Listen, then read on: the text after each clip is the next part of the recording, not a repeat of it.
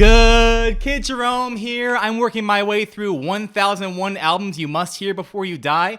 I'm picking a new one every day randomly, and today we're gonna go over All Mod Cons by The Jam. All Mod Cons is the third album by British punk band The Jam. It came out in November of 1978, and it's completely new territory for me. I've never heard The Jam. I've never heard of this album. I don't even listen to that much British punk, so I feel kind of like a fish out of water, but I was really excited for the experience to culture myself, expand my horizons. My first impression was it was very intense and shouty, but that's not really uncharacteristic of punk music. It's just, you know, what I noticed at first.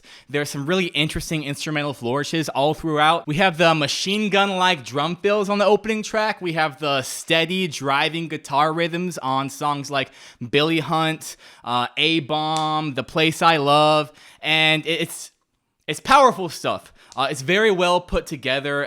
It's consistently loud, consistently aggressive, but you can tell that these musicians are proficient in their craft. The guitar flourishes you hear all throughout the album are catchy. They really cut through the mix. We have some really entertaining riffs like the descending lick in Mr. Clean or the post-chorus in It's Too Bad. They really serve to add an exclamation point to the end of the lyrical content, and they're expertly placed. I really appreciate the guitar fills and the accents on tracks like To Be Someone. We have the Billy Hunt guitar solo. There's some really virtuosic transitions on this album.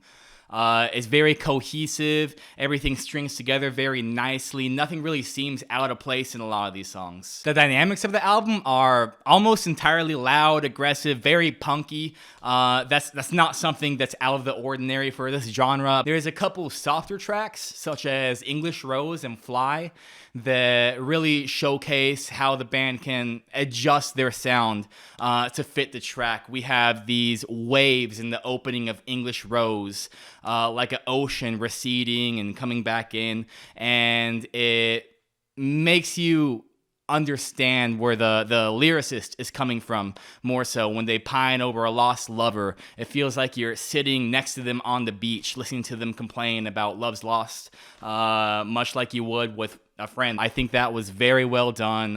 It was very interesting. I think this song really stands out. Billy Hunt has a very loud, aggressive texture, but the outro just gets louder and punchier, and it feels very nice, very visceral how they're able to take an already loud song and just crank it up to 11.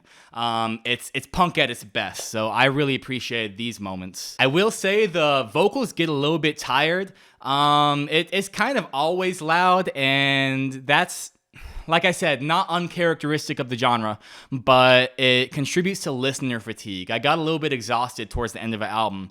By the closing track, I was kind of tuning things out, and I feel like if there was a little bit more dynamic range, if there was a little bit more vocal range, then it would have been more captivating.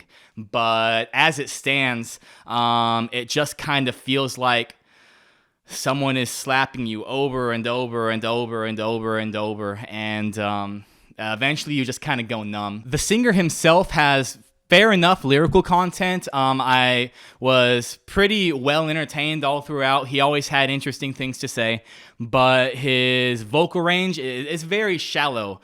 He very rarely strays outside of his octave, if at all. That being said, the influences are apparent in the vocal stylings of this band. You can definitely hear the Ramones and the Sex Pistols coming through in his staccato, really punchy vocals.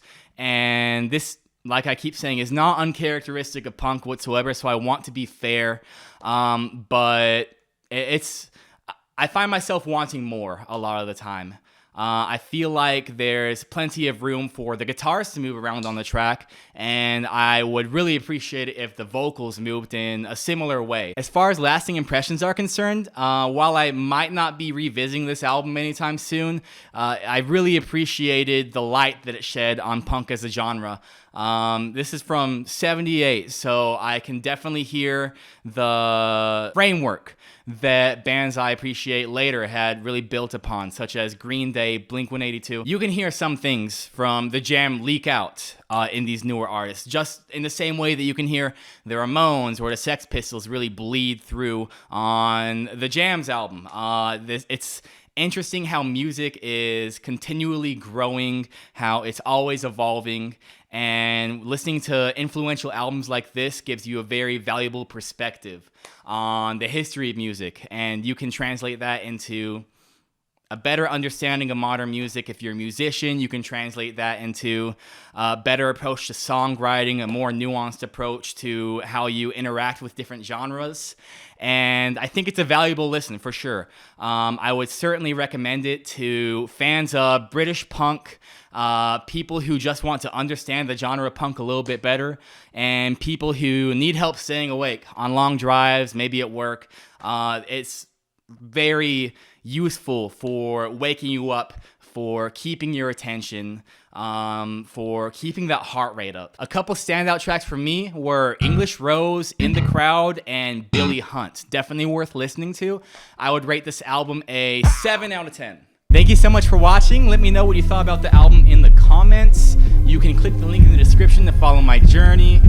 Please like the video if you enjoyed what I had to say. It really helps me. And subscribe if you want to see another one of these tomorrow. Bye.